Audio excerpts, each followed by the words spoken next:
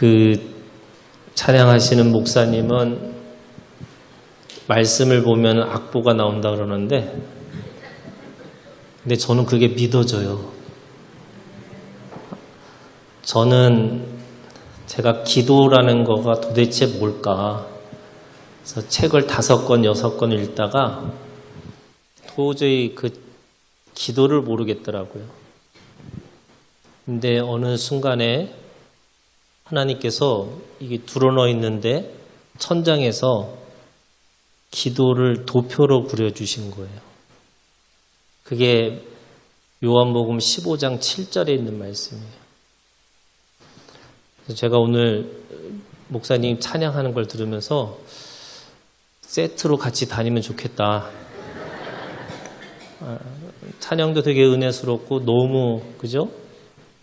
말씀을 그렇게 노래 이 곡조 있는 가사를 부르니까 너무 은혜가 되는 것 같아요.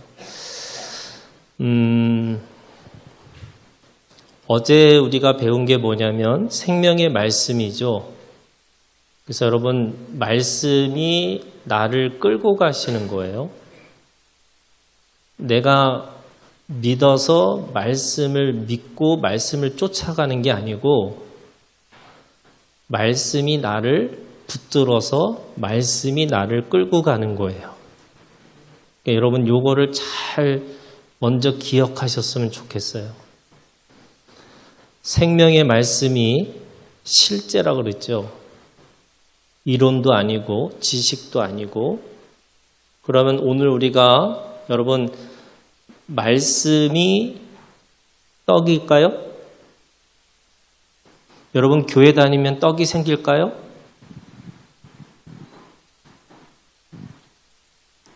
이런 질문을 받아본 적이 없으세요? 여러분 말씀이 떡이에요? 예, 아멘 하셔야 돼요. 여러분 말씀이 떡이에요. 근데 예수님이 그러셨죠. 사람이 떡으로만 살 것이 아니라 그죠? 하나님의 말씀으로 사는 거다 이렇게 얘기하시는데 사람들은 떡으로 사는 게 아니야. 말씀 가지고 사는 거야 이렇게 얘기해요. 그런데 그거는 하나만 알고 둘은 모르는 거예요. 여러분 이스라엘 백성들이 광야를 지나갈 때 뭘 먹었죠? 만나 먹었죠. 만나가 무슨 뜻인지 아세요? 이게 뭐지? 이게 만나예요. 하늘에서 내려오는 떡이 만나예요. 여러분 만나를 우리가 이 광야에서 만나를 먹고 살았잖아요. 얼마나 먹고 살았을까요?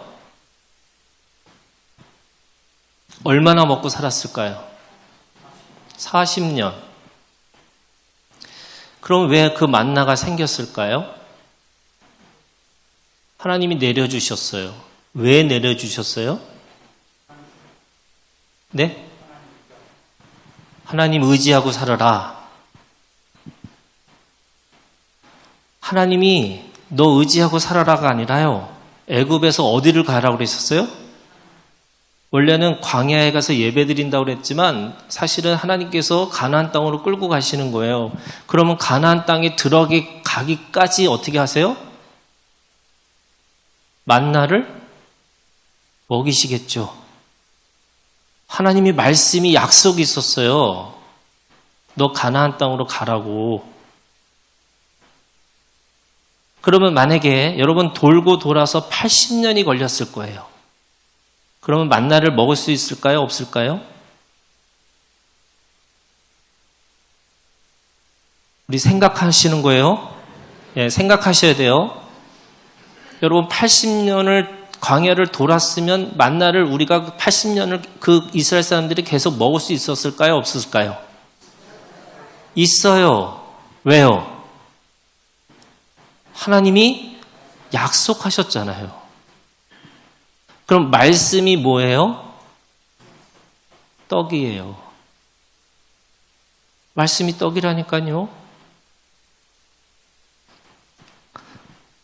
이거는 그냥 생각해 보는 거예요, 여러분. 제가 1968년생이에요.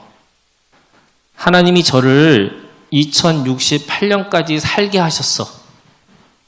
그냥 생각해 보는 거예요. 2068년까지, 야, 너는 100살까지 살고 와. 그렇게 얘기를 하셨어요. 자, 오늘 2025년, 오늘이 며칠이죠? 10월 20일. 제가 내일 쫄딱 망할 거예요. 먹을 것도 없어요. 돈도 없어요. 아무것도 없어요. 자, 그러면 제가 돈도 없고 아무것도 없으니까 이제는 어떻게 해야 돼요? 굶어 죽겠죠? 죽을까요? 안 죽어요. 왜요? 왜요? 잘 안 들려요. 여러분, 얘 크게 얘기하세요. 하나님이 어떻게 하신다고요? 68년까지 살기로 작정을 하셨다면 제가 어떻게 해요? 망해도 어떻게 할까요? 갑자기 하늘에서 뭐가 떨어져요? 만나가 아니죠. 돈이 떨어지죠.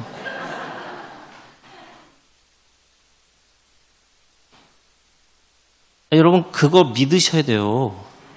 이게 첫날 했던 말씀이에요, 여러분. 말씀이 뭐라고요? 실제라고요. 눈으로 보고 귀로 듣고 손으로 만진 바 된 실제라고요. 이 말씀이 그냥 지식이 아니잖아요. 실제잖아요. 그러면 어떤 때는 돈이 될 수도 있고요. 어떤 때는 떡이 될 수도 있고요. 어떤 때는 관계가 될 수도 있고요. 어떤 때는 치유가 될 수도 있고요. 어떤 때는 내가 생각지도 못하는 또 다른 무엇이 될 수 있는 거잖아요. 말씀이에요. 근데 여러분, 말씀이 100이라고 쳐보세요, 여러분. 자, 말씀이 우리한테 100가지를 주기를 원하셨어요. 30배, 60배, 100배. 그 당시에는 씨가 맺을 수 있는 최대치가 100배예요. 그러면 100배로 하나님이 우리한테 씨를 심어서 100배를 씨를 맺기를 원했는데 왜 100배를 이룰 수 없을까요? 저는 그게 말씀은 맞는데 말씀을 듣고 있는 내가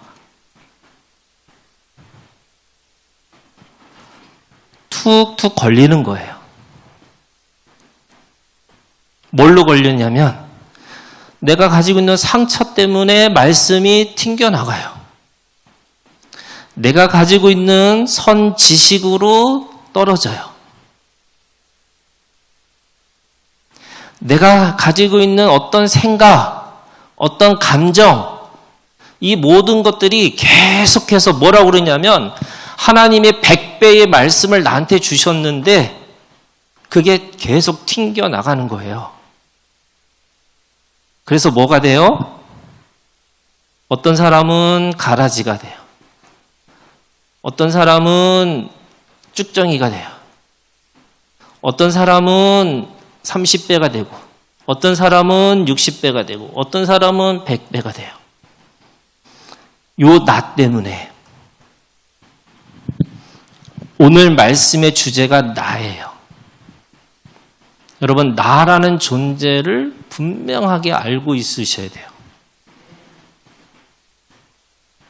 나라고 하는 존재를 내가 스스로 계속 어떤 생각에 사로잡혀 버리면 내가 어떻게 해요? 말씀이 어긋나고 말씀이 잘못 적용하고 말씀이 내 생각과 내 감정으로 잡아먹을 거예요. 자, 요거를 물이라고 하면 이 내가 두 가지 나가 있어요. 하나는 뱀이고요. 하나는 소예요. 똑같은 물을 먹고 뱀은 뭐가 돼요? 독을 만들어요. 똑같은 맑은 물을 먹고 소는 뭐를 만들어요? 우유를 만들어요.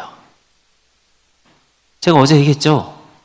말씀을 듣는 귀가 선과 악이라고 하는 그 선악과의 열매를 먹으니까 어떤 일이 벌어지냐면 말씀이 지식이 되고 옳고 그름으로 해서 정죄하고 심판하고, 정죄하고 심판하니까 스스로 교만해지고, 교만해지니까 그것이 패망의 뭐가 돼요? 선봉이 돼요. 생명의 말씀을 듣고 죽는 거예요. 이걸 뭐라고 그랬죠? 제가? 기적. 빨리 알아들으셔야 돼요. 그죠? 원래 생명의 말씀을 듣고 뭐가 생겨야 돼요? 사랑과 사랑의 관계와 사랑의 섬김을 통해서 성품이 변하고 공동체가 만들어지는 것이 자연인데, 그것이 다르게 나타나는 거죠. 왜요?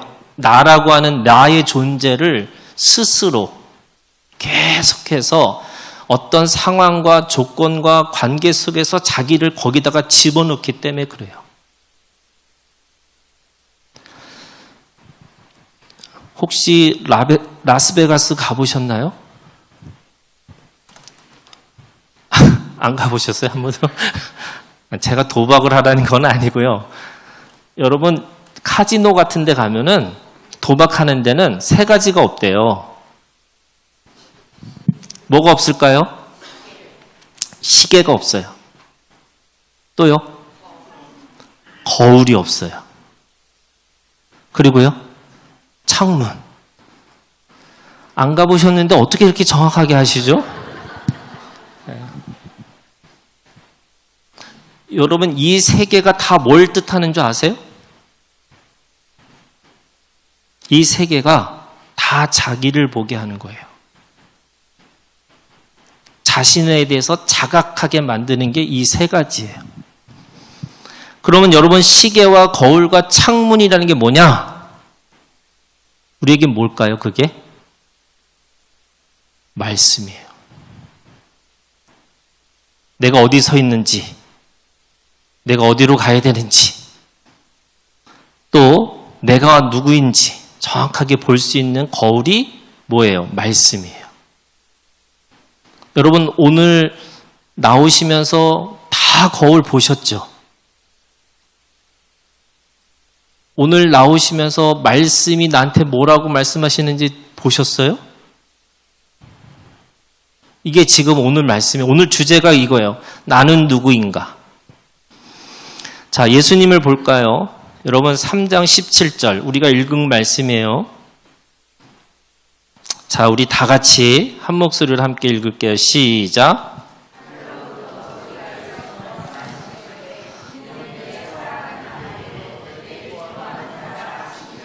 자, 예수님이 세례를 받으시고 첫 번째 하늘에서부터 소리가 들렸어요. 그것이 뭐냐면 내 사랑하는 아들이고 내 기뻐하는 자라고. 자, 이 말씀이 언제 시작하는 거냐면 예수님이 공생애, 공적인 사역을 시작도 하기도 전에 이 말씀을 하셨어요. 여러분, 이게 중요해요. 주님은 십자가를 지고 또 하나님의 말씀을 따라서 살지 않았는데도 불구하고 이미 처음부터 뭐였어요? 하늘에서 소리가 있어? 이는 내 사랑하는 아들이요? 내 기뻐하는 자라. 자, 요 말씀이 마태복음 똑같이 17장 5절에도 나와요. 자, 우리 한번 읽을까요? 마태복음 17장 5절. 우리 다 같이 읽겠습니다. 시작.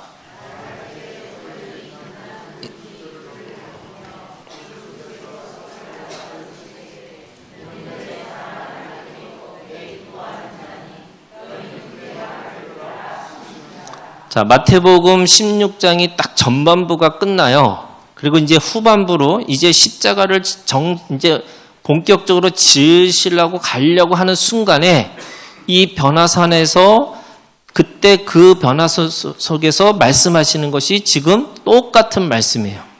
이는 내 사랑 아들이고 내 기뻐하는 자라고.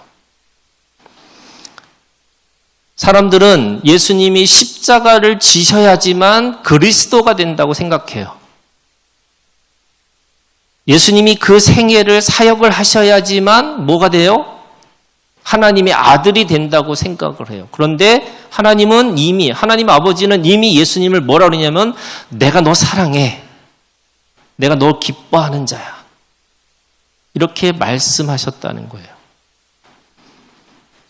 자, 여러분 오늘 우리가 가지고 있는 이 믿음이라는 게 뭐냐면 우리가 누구예요? 그리스도인이에요. 그리스도인이라는 말은 그리스도의 삶이 오늘 우리들의 삶으로 똑같이 살아내는 사람들이에요. 그러면 오늘 우리한테 무슨 소리가 있어야 되느냐면 이는 내 사랑하는 아들이요 내 기뻐하는 자라고 말씀을 하시고 있는 거예요. 여러분들한테. 이 소리를 들으셔야 돼요. 자, 예수님이 이 소리를 듣고 나서 마태복음 4장 보세요. 4장. 여러분 무슨 일이 벌어져요? 시험을 받으세요. 여러분 마귀의 첫 번째 시험이 뭔지 아세요? 이렇게 시작해요. 3절. 4장 3절. 시험하는 자가 예수께 나와서 이르되 네가 만일 하나님의 아들이거든. 자, 이게 무슨 말일까요, 여러분? 네가 하나님의 아들이면 뭐 하라고요? 돌을 가지고 떡을 만들으라는 거잖아요. 떡을 만들으라고 그래요. 근데 돌을 가지고 떡을 만들어야 되는데 여러분 만약에 돌을 가지고 떡을 만들지 않으면 무슨 뜻이에요? 아니라는 거잖아요.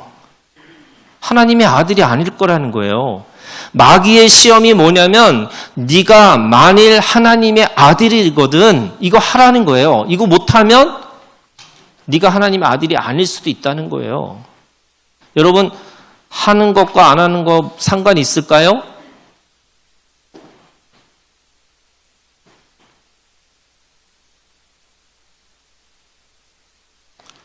있을까요? 없을까요? 없죠. 없어요. 예수님은 내가 이거를 해야지, 내가 하나님 아버지가 이거를 좋아하실 수는 있지만 내가 하나님의 아들이냐 아니냐를 따지는 게 아니잖아요. 여러분 복음이라는 게 그런 거예요. 자, 우리 다시 갈까요? 5장 5장. 자, 5장에 여러분 5장 1절부터 쭉 읽으면 뭐가 나와요? 몇 가지 복이요? 마태복음 5장이에요, 여러분. 제 얼굴을 보시지 말고 성경을 보세요. 팔복이 나와요, 팔복. 자, 팔복이 뭐예요? 5장 3절 뭐라고 그래요?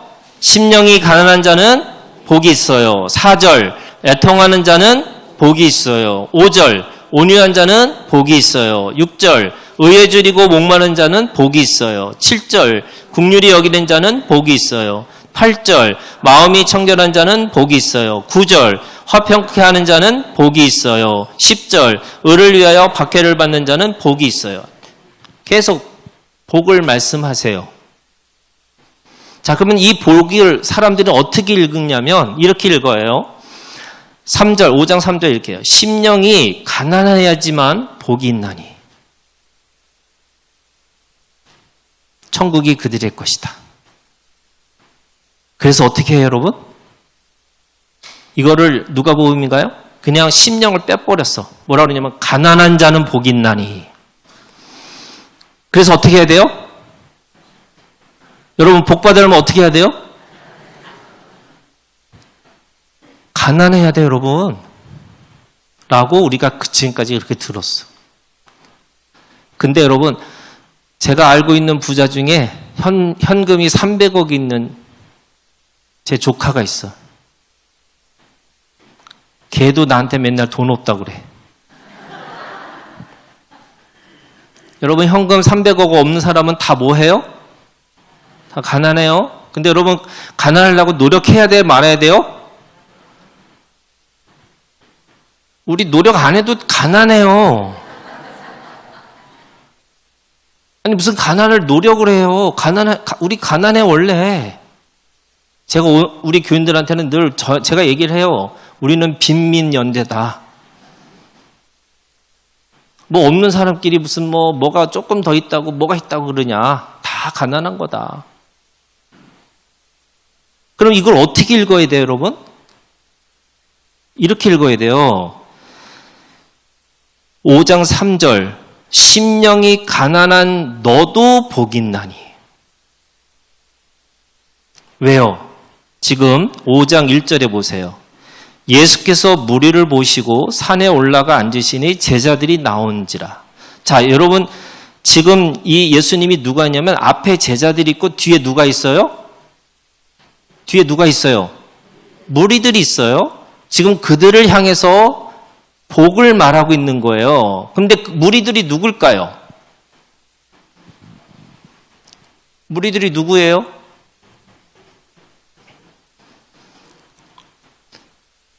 제가 어떻게 알아요? 2000년 전에 또 거기 앉은 사람들을 내가 어떻게 알고 있습니까? 여러분 4장 24절 25절에 나와요. 그의 소문이 온 수리에 퍼진지라 사람들이 모든 앓는 자 곧 각종 병에 걸려서 고통당하는 자 귀신 들린 자 간질하는 자 중풍병자들을 데려오니 그들을 고치시더라. 갈릴리와 데가볼리와 예루살렘과 유대와 요단강 건너편에 수많은 무리가 따르니라. 이 무리들이 어떤 사람들이에요, 여러분? 여러분 구약의 관점에서는요 저주받은 인생이에요. 왜 여러분 구약의 관점이 뭐냐면 여러분 구약은요 부자는 하나님의 복이에요. 가난은 하나님의 저주예요. 병이 들면 저주고 건강하면 복이에요. 이게 유대교예요. 그래서 자신들은 뭐예요? 늘 하나님 앞에 저주받은 인생이라고 생각했는데 예수님이 이 마태복음 5장부터 7장이 산상수훈이에요. 여러분 이 산상수훈은 예수님이 가장 중요한 핵심 메시지예요. 거기에 제일 먼저 하신 말씀이 뭐냐면 네가 복 있는 사람이라고. 네가 복이 있는 사람이라고. 8종류의 사람들한테 얘기하시는 거예요. 너 가난하지? 너 복이 있다고. 너 핍박받고 있지? 너 복이 있다고. 여러분 이게 아멘으로 받는 사람이 복이 있는 사람이에요. 그래서 여러분 노력하는 게 아니에요. 제가 늘 하는 게 어제도 그런 얘기 했지만 여러분 이 이야기를 들으면 또 놀라실지 모르지만 여러분 열심히 사시면 안 돼요.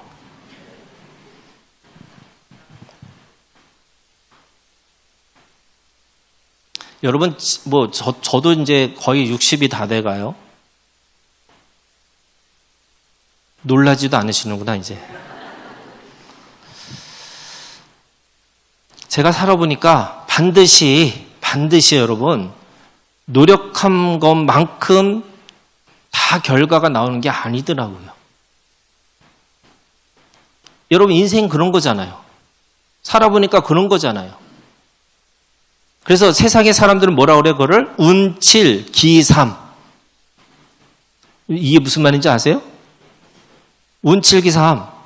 운이 70%고 뭔가 기회를 가지는 사람이 30%라는 거예요. 그럼 무슨 말이에요? 노력은 하나도 없어요.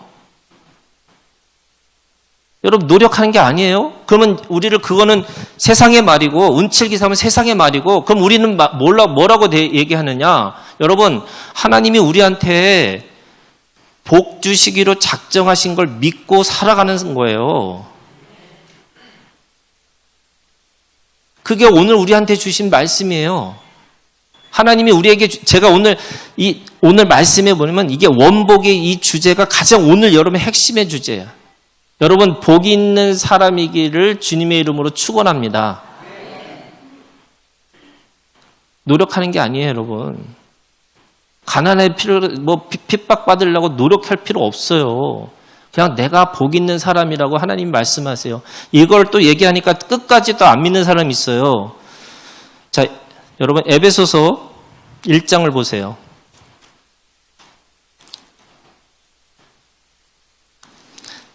자, 이 복을 에베소서는 뭐라고 설명을 하고 있냐면 에베소서 1장 3절. 자, 여기 여러분 1장 3절에 찬송하리로다. 하나님은 곧 우리 주 예수 그리스도의 아버지께서 그리스도 안에서 하늘에 속한 뭘 주셨어요? 신령한 복을 주셨다 그랬어요. 자, 그럼 여러분 신령한 복이 뭘까? 자, 보세요. 신령한 복을 주셨어요. 자, 뭘 주셨느냐? 4절 보세요. 창세전에 그리스도 안에서 우리를 어떻게 하셨어요? 선택하셨어요. 언제요? 창세전에.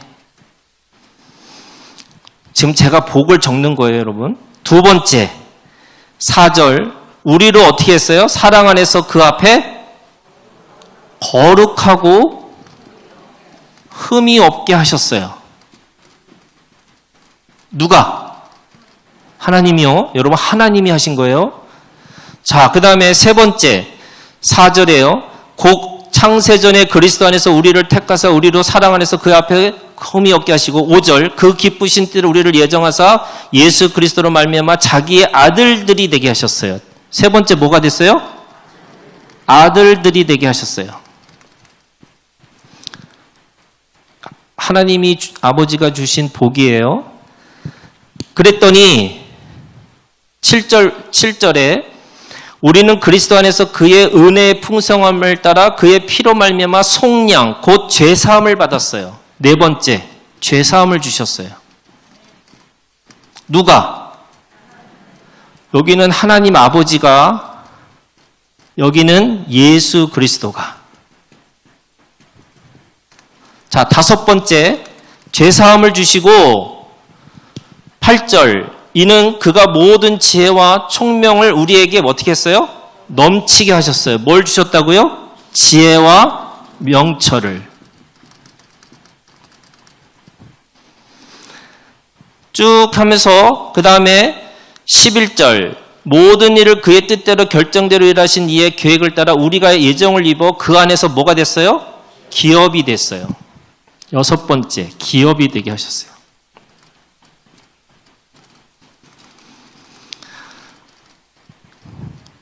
그 다음에 성령님이 그것이 몇 절부터이냐면 13절부터예요. 곧 그 안에서 너희도 진리의 말씀 곧 너희의 구원의 복음을 듣고 그 안에서 또한 믿어 약속의 성령으로 뭐 했어요? 인치심을 주셨어요. 그 다음에 인치심을 주시고 14절 이는 우리 기업에 뭐가 됐어요? 보증이 되셨어요. 그 다음에 아홉 번째 뭘 주셨어요? 성령께서 그 얻으신 것을 뭐 하셨어요? 속량. 다시 속량. 죄사함이에요. 자, 이게 뭐라고요? 이 9가지가 뭐라고요? 신령한 복이에요. 자, 여러분 이거를 노력해서 받은 거예요? 뭘로 받았다고요? 무료로, 공짜로. 하나님 아버지가 창사전에 나를 선택하셨어요. 거룩하고 흠이 없게 하셨어요. 아들 되게 하셨어요. 죄사함을 통해서 지혜와 명철을 주고 하시고 기업이 되게 하셨어요. 우리에게 인쳐주셔서 보증이 되시고 속량하시는, 계속해서 우리의 죄를 계속해서 깨끗하게 하시는 거예요. 이거를 신령한 복, 하나님이 주신 복. 여러분 이 복이 여러분들 거라고요.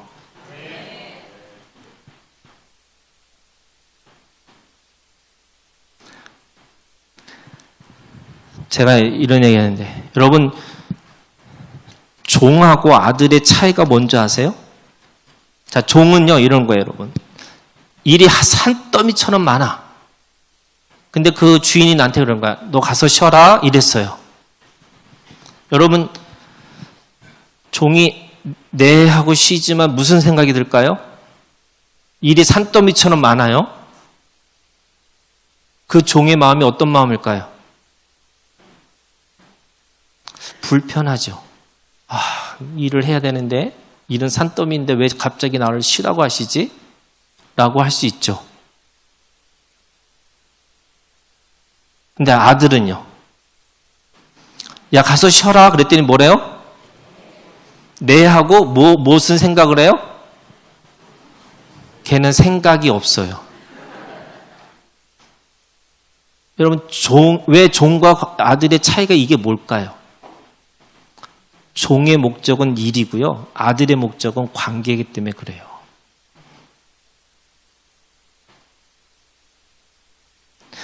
여러분, 우리를 하나님의 아들 되게 하셨다니까요.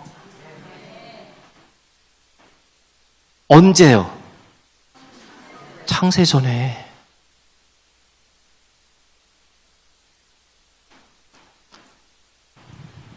저는 여러분 종교와 신앙의 차이가 있다고 생각해요. 여러분 종교는요.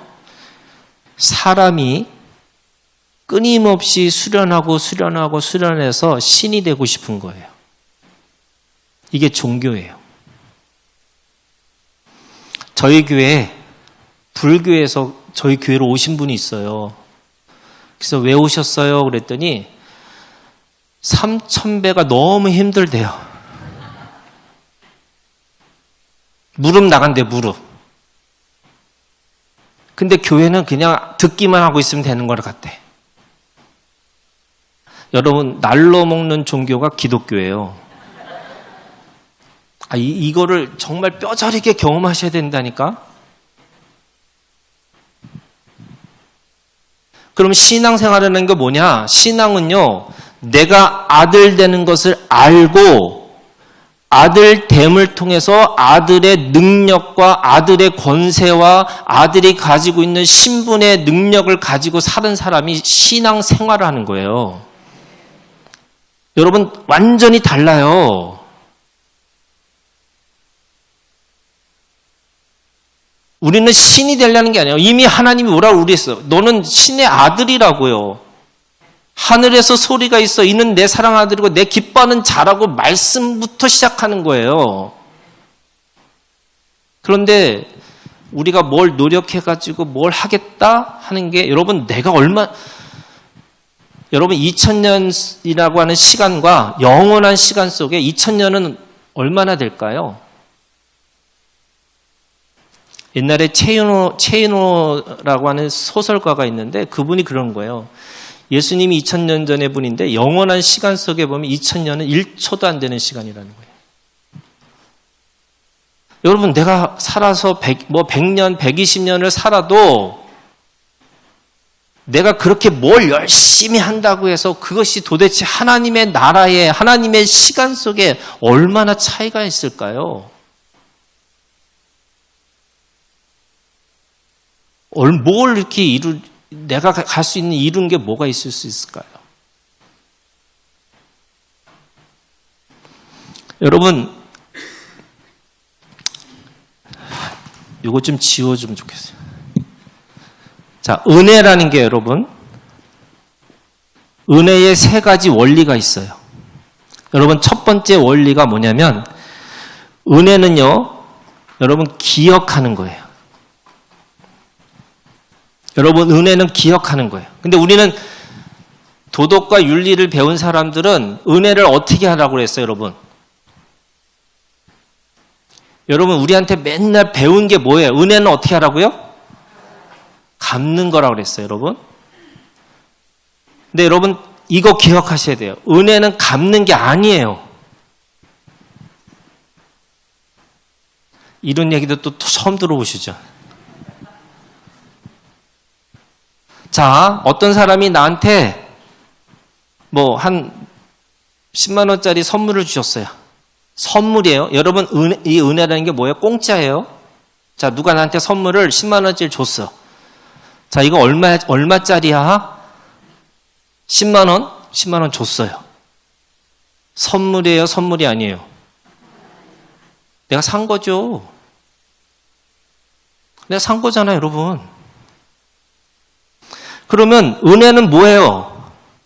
여러분, 은혜는 갚는 게 아니에요. 기억하는 거예요, 기억. 그러면 은혜는 어떻게 하는 거예요? 두 번째 원리예요. 은혜는 여러분 흘려보내는 거예요. 누구한테요? 누구한테요? 은혜가 필요한 사람한테.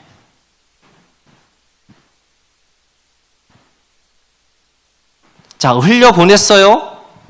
세 번째 원리예요. 은혜는 기억하지 않는 거예요. 내가 은혜를 준 거에 대해서 기억하지 않는 거라고요. 저 인간이 이 은혜도 모르고 저렇게 나한테. 그건 은혜가 아니에요, 여러분. 은혜가 아니에요. 여러분, 하나님이 우리한테 은혜를 주셨다는 말은 하나님이 너 갖고 살아라고 얘기하신 게 아니에요.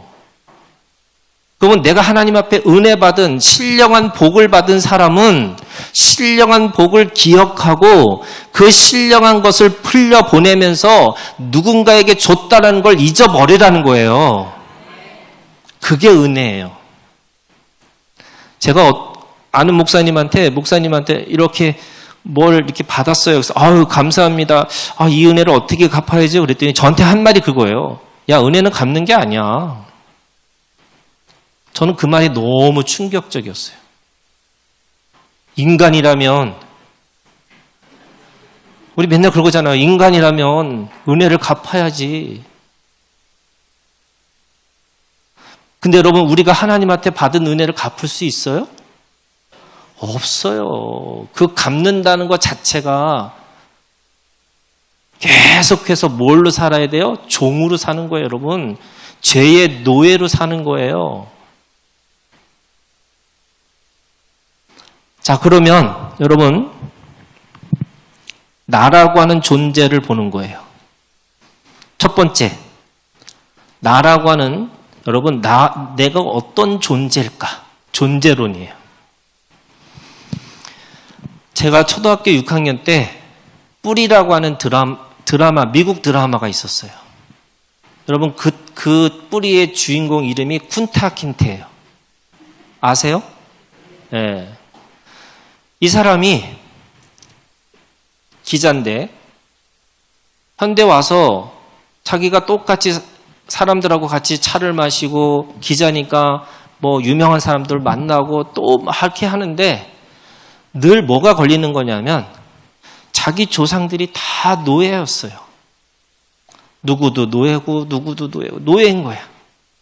이 사람이 자기 뿌리를 향해서 가본 거예요. 우리 조상이 도대체 누굴까? 그 조상이 누구예요? 쿤타 킨테. 근데 쿤타 킨테가 어떤 사람이냐? 아프리카의 한 부족 국가의 추장의 아들이에요. 어느 순간에 귀족이 된 거예요, 자기가. 우리가 설령 잡혀가지고 미국의 노예로 살았지만 나는 원래 귀족이었구나. 라고 하는 순간에 똑같이 밥을 먹고 똑같이 차를 마시고 똑같이 뭘 했는데 달라요. 여러분, 그게 뭐예요? 존재론이에요. 자, 그러면 여러분, 우리는 세상의 사람들은 다 존재를 어떻게 하냐? 육에서 와서 육으로 갈 사람이라고 생각하는 거예요. 자, 충청도 사람이 있어요. 전라도 사람이 있어요. 경상도 사람이 있어요. 너 얼마나 배웠냐? 나 조금 배웠고 너 얼마나 가졌냐? 뭐 30평, 60평. 정씨, 이씨, 김씨. 그쵸? 다 그게 뭐예요? 육이에요. 좌냐 우냐, 네가 누구를 지지하느냐, 다 뭐예요? 육이에요. 여러분, 우리는 어디서 왔다 그랬어요? 우리는 영에서 와서 영으로 갈 사람이에요. 아멘 하세요. 우리는 뿌리가 달라요. 여러분, 이 뿌리가 다르다는 말이 세상을 보고 듣고 말하는 게 다르다는 거예요. 고린도전서 13장에 있는 말씀에 보면 어린아이같이 생각하고 어린아이같이 깨닫고 어린아이같이 말하는 것이 달라지는 거예요. 생각이 달라지고 깨닫는 게 달라지고 말하는 것이 달라져요. 여러분, 오늘 우리의 존재가 영에서 와서 영으로 갈 사람이라는 이 인식을, 존재론, 자기의 존재, 자기의 뿌리를 정확하게 알고 있는 사람은 세상을 살아가는 게 달라요. 세상을 보는 게 다른 거예요.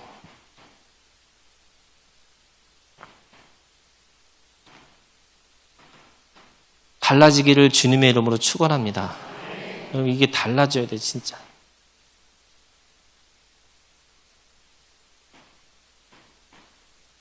여러분, 제가 정씨지만 그거 우리 다 무슨 씨인 줄 아세요? 다 아시 집안들이에요, 여러분. 아브라함의 후손들이에요. 여러분, 이게 믿음의 조상이 누구예요? 아브라함이에요. 그럼 우리 아버지 누구예요? 아브라함. 여러분, 왜 어떤 분이 시골에서 어떤 분이 성경책을 읽는데 쭉 보다가 족보를 열심히 보면서, 아니, 남의 나라, 나하고 아무 상관없는 이 족보를 내가 왜 읽어야 되는지 모르겠다는 거예요. 여러분, 왜 읽어요? 이게 내 족보예요, 여러분. 근데 우리는 맨날 누구지, 어씨, 이씨, 김씨, 정씨 맨날 그거 따지고 있는 거예요. 왜? 내 존재론이 여기라고 생각하니까, 육에서 와서 육으로 갈 사람이라고 생각하니까요. 자, 두 번째, 여러분. 목적론이 달라요. 여러분, 세상의 사람들은 뭘 보고 살까요? 일시적이고 임시적인 목적을 갖고 살아요. 강남에 가면 아줌마들이 모여가지고 평등 얘기를 한대요. 그 평등이 뭐냐? 평수와 등수를 얘기하는 거예요. 너희 집 몇 평이고 우리 아들 몇 등이다. 제가 요즘에 저희 아들이 고3인데 아들이 어느 날 갑자기 자기 학원 좀 보내달라고. 제가 고등학교 2학년 1학기까지 학원을 안 보내줬어요. 왜냐하면 돈 없다고. 그냥 네가 알아서 공부하라고. 그러다가 애가 막 학원을 달라 해서 그냥 학원을 보내줬더니 갑자기 공부를 너무 잘하는 거예요. 그래서 지금 고3인데 대치동을 다녀요. 근데 여러분, 대치동 가보셨어요? 상상을 초월해요. 사람들이 어느 순간에 거기에 딱 들어가니까 그 체계와 그 가치에 딱 들어가는 순간에 목적이 뭐냐? 일시적이고 임시적인 목적을 갖고 살 수밖에 없어요. 사람들이 다 그거죠. 근데 여러분, 우리는 하나님이 우리한테 주신 목적이 있어요. 변개치 않는 말씀을 따라 살아가는 거고, 어제나 오늘이나 동일하신 예수 그리스도를 쫓아가는 거고, 영원한 하나님의 나라를 바라보고 살으라고 했어요. 여러분, 목적이 다른 거죠. 제가 미국에 있을 때 저희 아내한테 운전을 가르쳐 주는데, 여러분, 운전 가르쳐 주니까 죽는 줄 알았어요. 무서워서. 제가 죽을까 봐. 근데 저희 아내가 어떻게 운전을 하냐면 바로 앞에가를 이렇게 보고서 운전을 하는 거예요. 그러니까 뭐가 나타날 것 같아요. 확 꺾어버려요. 확 꺾어버리고 막 죽는 줄 알겠어요. 이렇게. 그때 제가 생각을 했어요. 어떻게 하면 잘 운전할 수 있을까? 그래서 제 아내한테 그랬어요. 여보, 멀리 좀 봐. 100m, 200m 봐. 멀리 보라고. 가까이 보지 말고 멀리 보라고. 여러분, 우리한테 사건이 있어요. 매일매일 사건이잖아요. 우리 상황이 있잖아요. 또 관계 때문에 힘들잖아요. 여러분 그 안에 일시적이고 임시적인 거에 내 마음의 목적을 갖고 사는 게 아니고요. 우리는 변개치 않는 말씀이 우리한테 있어요. 이 말씀 보고 사시기를 주님의 이름으로 축원합니다. 목적이 달라지셔야 돼요. 세 번째는요, 가치론이에요. 여러분 세상의 가치는 뭐냐면 소유와 능력이에요. 네가 얼마만큼 소유하느냐, 네가 얼마만큼 능력이 있느냐라고 하는 가치를 추구해요. 근데 우리 여러분 너무나 유명한 책 있잖아요. 소유냐, 존재냐. 하나님은 우리를 뭘로 보세요? 여러분 존재로 봐요. 존재.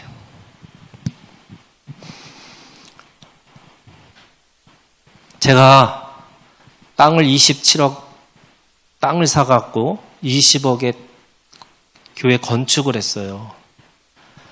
저는 한 번도 헌금 얘기를 해본 적이 없거든요. 그런데 이 공사를 했잖아요. 여러분 건축해본 사람은 알 거예요. 뭐 조금만 고쳐도 몇백만 원, 몇천만 원이에요. 돈도 없는데 제가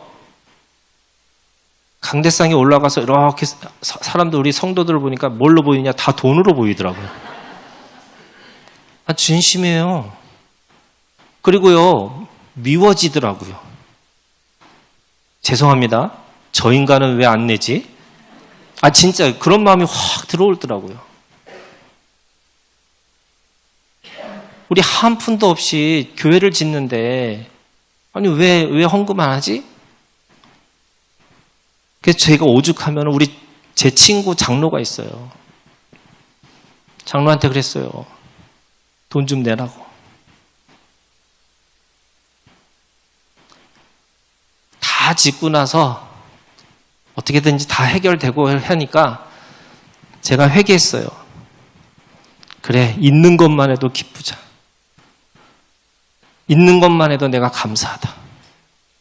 그래서 제가 장로들 모아놓고 장로가 우리 김영주 장로님 오시기 전에 두 장로 부부하고 같이 불러가지고 예배를 드렸어요. 무슨 예배를 드렸냐? 내가 용서를 비는 예배를 드렸어요. 내가 미안하다.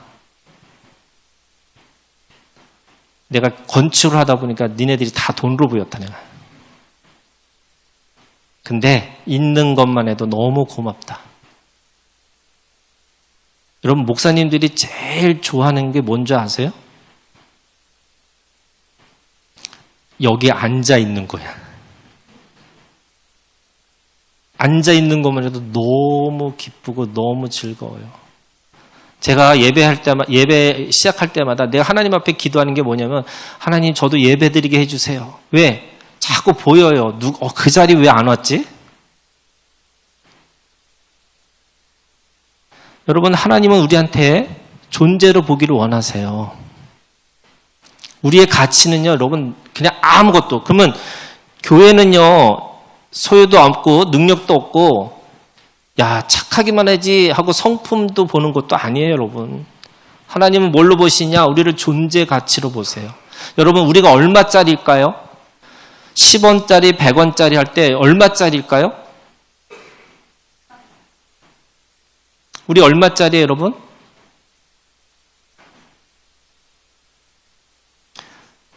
그런 질문을 한 번도 받아본 적이 없으시구나. 여러분 우리는 예수님 짤이에요. 왜요? 예수님의 생명과 우리의 생명을 바꾸셨어요. 자기의 죽으심으로 그 피 흘리심으로 말미암아 우리의 죄, 우리의 사망을 덮으셨어요. 그럼 우리는 예수님 짤이에요. 누구든지. 바울의 서신서를 보면요. 1장에서 시작할 때, 인사말을 시작할 때 대부분 여러분 고린도 교회가 정말 좋은 교회였을까요? 여러분 잘 읽어보시면 그렇지도 않아요. 도덕적으로 윤리적으로 문제가 많았어요. 거기다가 거기는 사분 오열이 돼 있어요. 뭐 개바파, 뭐 아볼로파, 뭐 파들이 있었어요. 초대교회가 반드시 좋은 교회가 아니었어요. 그런데 여러분, 바울이 늘 그들을 향해서 뭐라고 얘기하는 줄 아세요? 성도라고 그래요. 성도가 뭐예요, 여러분? 성인이에요, 성인. 세인트예요. 카톨릭에서는요, 아무나 성인이라고 하지 않아요. 특별한 은사와 특별한 능력을 점검해야지, 이 사람 성인이야, 이렇게 쳐주는 거예요. 그런데 그 안에 있는 모든 교회를 향해서, 사람들을 향해서 뭐라 하면 성도라고 그래요. 여러분, 우리가 하나님 앞에 성도가 됐어요. 나 하는 것도 없는데요. 아니, 없어도 돼요. 하나님은 우리를 존재 가치로 우리를 보고 계시는 거예요. 네 번째는 인식론이에요. 내가 나를 보는 거예요. 나를 어떻게 볼까? 나를 어떻게 인식할까? 여러분, 나를 인식하는 것 중에 조헬리의 창이라는 게 있어요. 이게 나예요. 자, 난데 네 가지 창문이 있어요.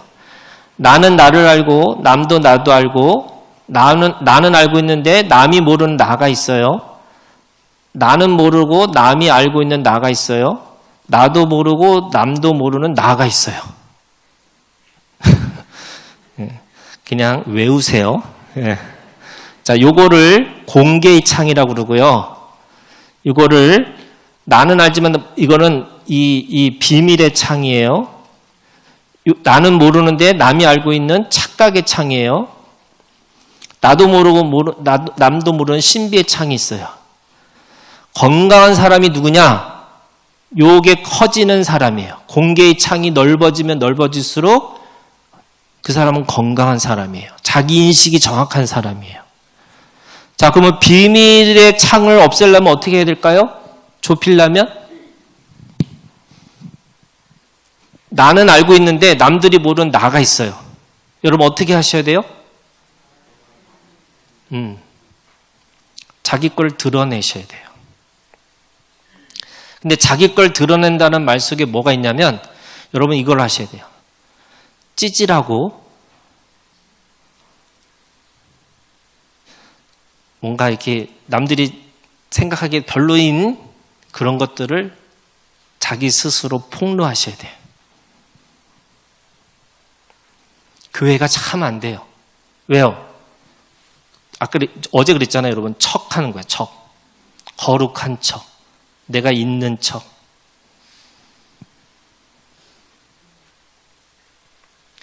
예수님이 외식하는 자다 이러잖아요. 그게 가면 쓴 사람들이에요. 여러분, 가면을 벗으셔야 돼요. 양은 양의 얼굴로 살아야 되는데 자꾸 늑대 얼굴을 사는 사람도 있고요. 늑대인데 양의 탈을 쓴 사람도 있어요. 이 탈을 벗겨야 되는 거예요. 그러려면 솔직해지셔야 돼요. 저희가 제사를 지냈다고 그랬잖아요. 저희가 어머니한테 어머니 이제 제사를 이제 그만두시죠 그랬더니 저희 어머니가 뭐라고 말씀하시는지 아세요? 올해는 지내고 내년부터는 생각을 해보겠대요. 그래서 왜요? 이번에 왜 한대요? 그랬더니 뭐 윤달이 꼈나? 뭐가 꼈대요. 그래서 한 해를 지났어요. 그 한 해 지났더니 또 계속 지내야 되겠대요. 그래서 왜요? 그랬더니 지금까지 우리 집이 얼마나 조상의 덕을 받아서 우리 집이 얼마나 잘 됐는데 그 제사를 그만두면 우리 집이 얼마나 나쁘게 되겠느냐 이렇게 얘기를 하시는 거예요. 그래서 제가 뭐라 했을까요? 제가 이렇게 얘기했어요. 우리 집이 얼마나 콩가루인지 한번 제가 얘기해 볼까요? 그랬더니 우리 어머니가 뭐라는지 아세요? 며느리한테 얘기하지 말래요.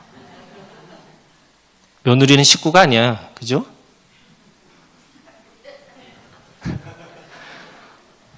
그 며느리 모를까요? 알죠. 얼마나 콩가루인지. 중국에요. 그런 프로가 있대요. 어느 집이든 아무나 집에 들어가서 그 집의 사연을 듣는 거예요. 근데 그 제목이 뭐냐면 모든 집에는 다 사연이 있다. 여러분 모든 집에는 아픈 손가락이 있어요, 없어요? 있어요. 제가 그걸 어떻게 했냐면 이런 거예요. 모든 집에 여러분 코끼리가 한 마리씩 있어요. 코끼리가 뭐예요? 숨기고 싶은 비밀이에요. 그게 코끼리예요. 근데 코끼리가 점점점 비밀이 점점점 더 커지면 그 코끼리가 점점점 커져가고 사람들은 다 쪼그려 사는 거야. 그 코끼리만 커져가지고. 자, 코끼리를 없애는 방법이 뭘까요? 그 코끼리를 없애는 방법이 있어요. 어떻게 없앨까요? 이거 여러분. 코끼리가 있네 하고 인정하면 코끼리가 없어져요. 내가 찌질하네 하면 무슨 일이 벌어지는지 아세요? 서로 얘기 시작해요. 서로 얼마나 찌질한지를 서로 내기하고 서로가 찌질하다는 얘기를 해줘요.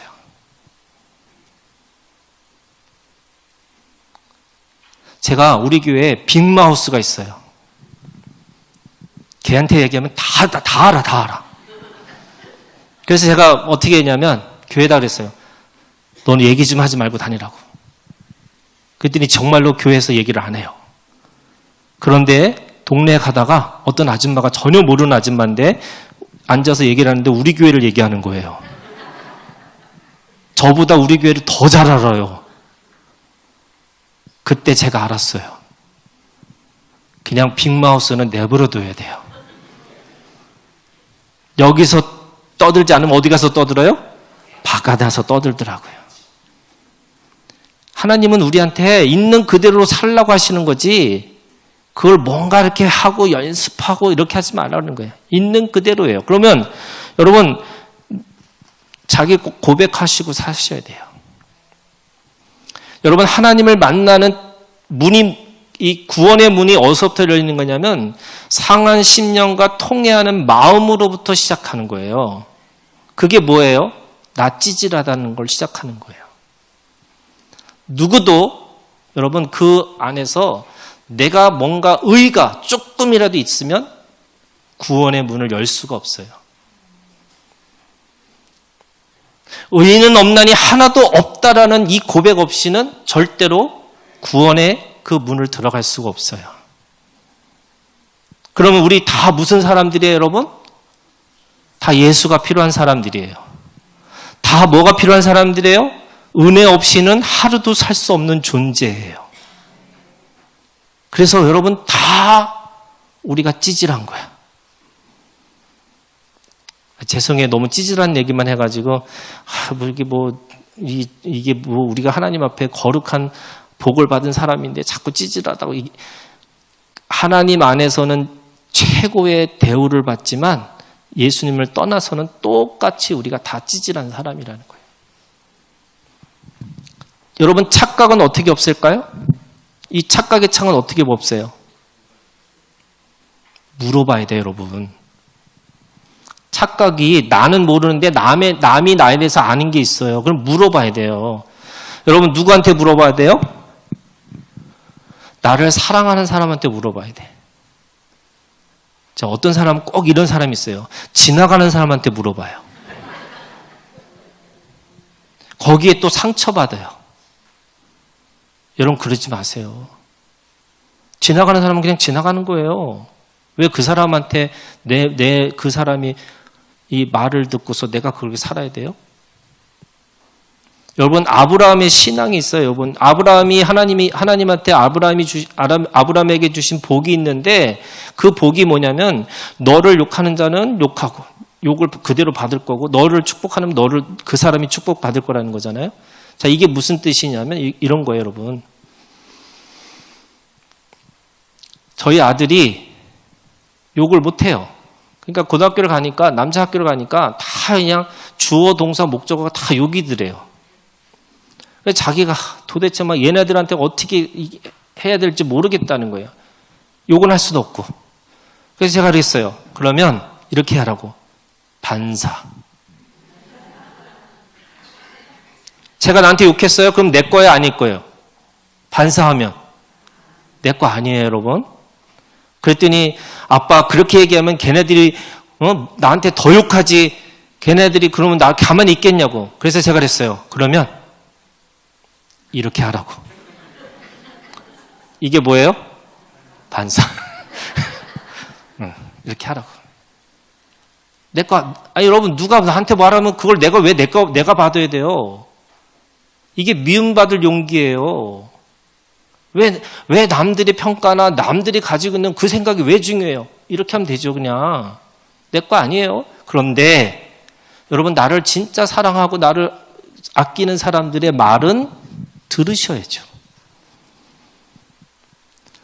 여러분, 특별히, 여러분, 이런 사람이 있어요.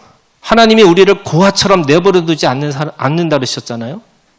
근데 신앙생활도 여러분 고아처럼 하는 사람이 있어요.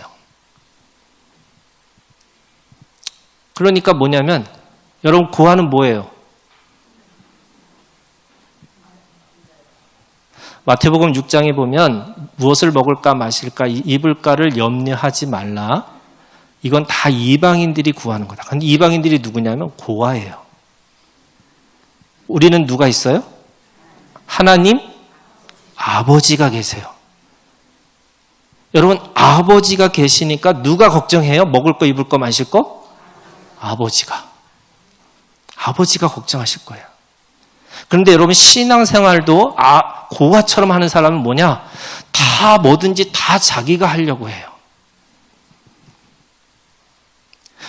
저는요 목회자가 여러분 제가 어제도 그런 얘기했지만 큰 교회 가서 목사님 얼굴 보기도 힘들고요. 목사님하고 밥 먹기도 힘들고요. 목사님한테 물어보기도 힘들어요.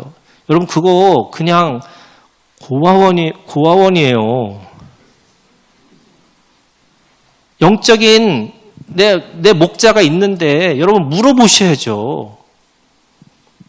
왜 내가 걱정하고 내가 뭐하고 이런 거 생각하고 살아요. 여러분 신비는 어떻게 해야 돼요? 신비. 나도 모르고 남도 모르는 나가 있어요. 누구만 알아요? 하나님만 알아요. 그럼 기도하셔야죠. 내가 누군지. 여러분 기도원이라는 사람이 있어요. 이 사람이 얼마나 겁쟁이냐면 보통 보리를 하면은 이 타작기로 보리를 타작을 해야 되는데 미디안 사람이 너무 무서우니까 포도주 틀에다가 그 밀을 까는 사람이에요. 왜 소리가 나지 않게 조심조심 하려고 하니까 겁쟁이잖아요. 그런데 하나님께서 오셔서 그 기도원에게 뭐라고 말씀하세요? 용사라고. 강한 용사라고. 자기 인식은 겁쟁이에요. 자기 인식은 하루하루 미디안 사람에 밟히지 않기 위해서 어떻게 하면 살 수 있을까라고 생각했던 사람이에요. 그런데 하나님의 인식은, 하나님의 말씀은 네가 강한 용사라고. 예레미야 아시죠? 예레미야가 뭐라 그래요? 나는 아이라고. 난 아무것도 못한다고. 그랬더니 하나님께서 뭐라고 말씀하세요? 너는 열방의 선지자라고. 여러분 내 생각과 여러분들 하나님의 생각이 다를 수 있어요? 나는 겨우 이거라고 생각했는데 하나님은 내 생각보다 완전히 다른 생각으로 살게 하시는 게 있어요.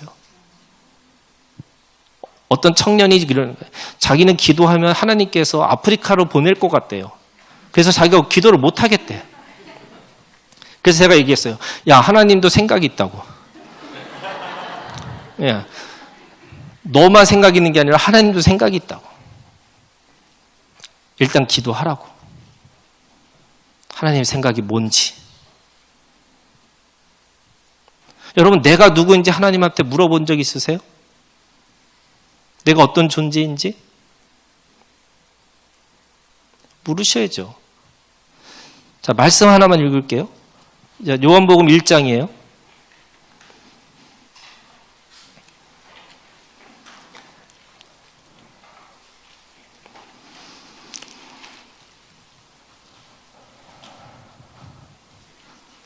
1장 12절, 13절 우리 다 같이 한 목소리로 함께 읽겠습니다.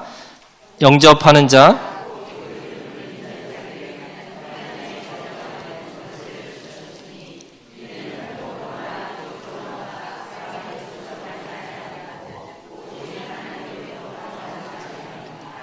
자, 핵심이요 13절이에요.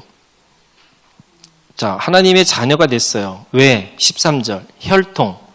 네가 유대인이냐, 네가 목사 아들이냐, 네가 어떤 혈통이냐 중요하지 않다는 거예요. 두 번째 육정. 내가 뭔가 이 가지고 있는 어떤 욕심 때문에 내가 믿어야지 이렇게 되는 게 아니라는 거예요. 세 번째 사람의 뜻, 의지를 가지고 내가 신념을 가지고 내가 하나님의 자녀가 돼야지 그거 갖고 되는 게 아니라는 거예요. 뭘로 되는 거냐?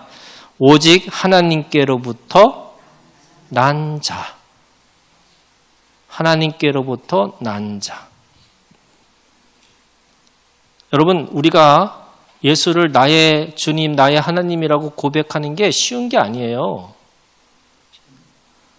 여러분, 이 놀라운 이 신비가 어디서부터 왔을까? 내가 하나님의 DNA를 갖고 있다는 거예요.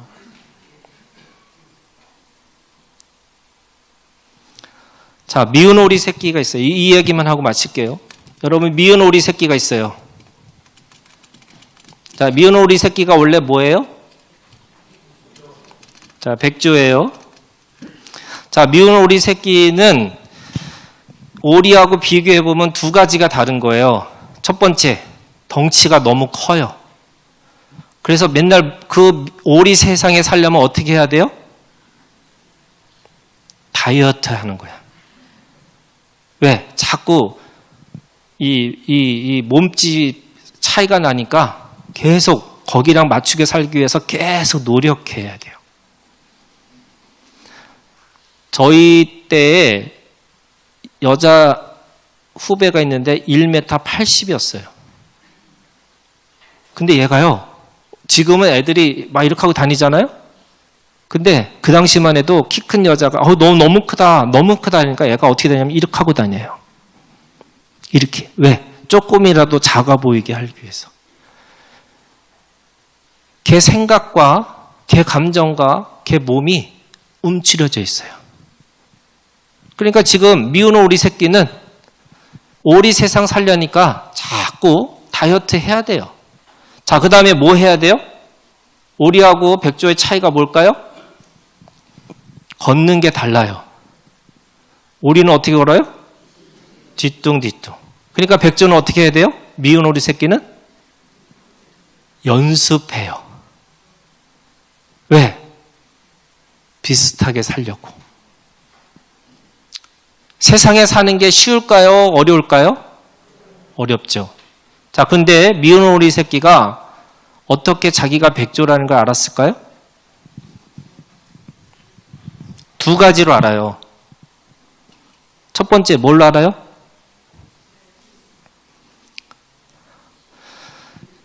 아이들 이야기를 읽어주신 분들은 이걸 아시는데 왜 한 번도 누구 애들한테 이 미운 오리 새끼 안 읽어주셨어요? 신데렐라 2가 있는 거 아세요? 신데렐라 2가 뭐냐면 신데렐라가 결혼해가지고 살려고 하니까 자꾸 부엌에서 일을 하는 거예요. 그러니까 왕자 입장에서 보면 얘가 신부가 막 계속 이 부엌에서 일을 하니까 원래 왕비는 왕비처럼 살아야 되는데 그래서 갈등이 일어나서 그 왕궁을 떠나는 거예요. 그리고 다시 극복해서 오는 거예요. 이게 신데렐라 2예요. 제가 이걸 왜 알아요? 우리 딸 보여주기 위해서 같이 본 거예요. 자, 미운 오리 새끼 어떻게 알아요?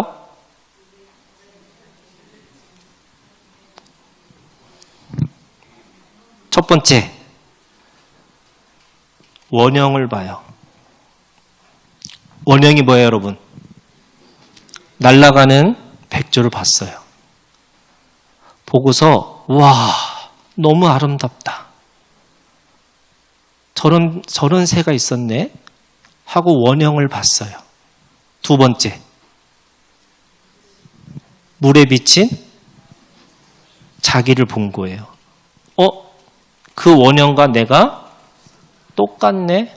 정체성이에요. 우리의 원형이 어디 있어요, 여러분? 우리의 원형이 어디 적혀 있어요? 말씀에 적혀 있어요.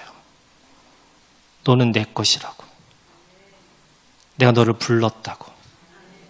내가 너를 선택하고 너를 거룩하고 흠이 없게 하고 그리고 내가 너의 아들 되게 하실 거라고. 거기가 다 원형이에요. 여러분 그 말씀을 아멘으로 받으시면 내가 누구인지를 아는 거예요. 그게 믿음이에요. 그러면 말씀이 100% 이 씨가 심겨져서 100배의 결실을 맺고 사는 거예요. 그런데 말씀 받았는데 염려하고 두려워하고 말씀 때문에 상황이 어떻고 저떻고 계속 탓하면서 그 말씀이 자라나질 않는 거예요. 제가 우리 청년들 중에 염소와 양을 얘기해 줬어요. 그랬더니 꼭 적용을 자기는 염소 같다는 거야. 그래서 내가 야, 하나님이 너한테 양과 염소 얘기해 준 이유가 너 염소라는 얘기가 아니야. 너 양이라는 거야. 자, 이거 아세요? 여러분, 오리가 죄송해요, 표현이. 지랄해가지고 백조가 될 수 있어요, 없어요? 그냥 백조잖아요, 여러분. 노력하는 게 아니라니까요. 제가 단군 신화의 이야기를 여러분 제가 해석을 했어요. 어디 가서 이 얘기 들으면 정영구 목사가 한 얘기다 이렇게 얘기하셔야 돼요. 자, 무슨 얘기냐면 여러분 마늘을 며칠 먹었어요? 뭐 마늘이라는 사람도 있고 아닌 사람도 있지만 곰하고 호랑이가 마늘을 100일 먹으면 자, 곰이 뭐가 됐어요? 자, 이게 우리 그 단군 신화의 이야기예요. 근데 이걸 제가 해석하는 거예요. 원래 뭐였어요? 사람이었어요. 근데 뭘로 알고 살았던 거예요? 곰으로 알고 살았던 사람이에요. 그런데 마늘을 100일 동안 먹고 나니까 뭐가 됐어요? 나 사람이구나. 자, 이게 단군 신화예요.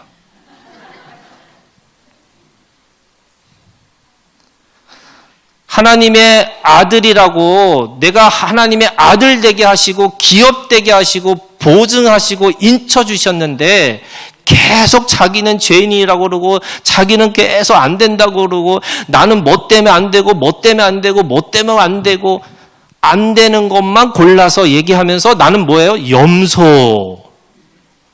여러분 여기 있는 사람은 다 양인 줄 믿으셔야 돼요. 염소는 들을 기가 없다니까요. 그러면 오늘 우리가 하나님 안에서 하나님이 주신 원복이 뭐냐? 내가 누구인지를 아는 거예요. 이 원복을 누리고 살아가는 오늘 우리가 되기를 주님의 이름으로 축원합니다.